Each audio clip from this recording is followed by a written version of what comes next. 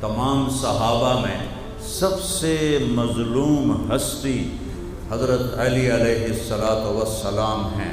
سب سے مظلوم، کہ جن کی اولاد جن کو میرے نبی نے کہا میری آنکھوں کی ٹھنڈک حسن اور حسین، لا تغوہما، اوے نانو دکھ نہ دے اجے، اوے نانو تکلیف نہ دے اجے۔ اور کیا کیا امت نے، ایک کو زہر نے تڑپا دیا، 40 دن تک زہر کے اثر سے تڑپتے رہے امام حسن، اور پھر حسین کی موت زمین و آسمان چشم فلک ایک ظلم کا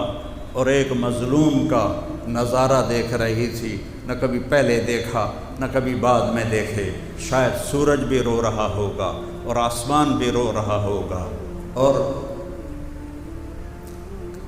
کربلا کی مٹی کا ذرہ ذرہ رو رہا ہوگا، جس پر میرے نبی کے نواسے کا خون گر رہا تھا۔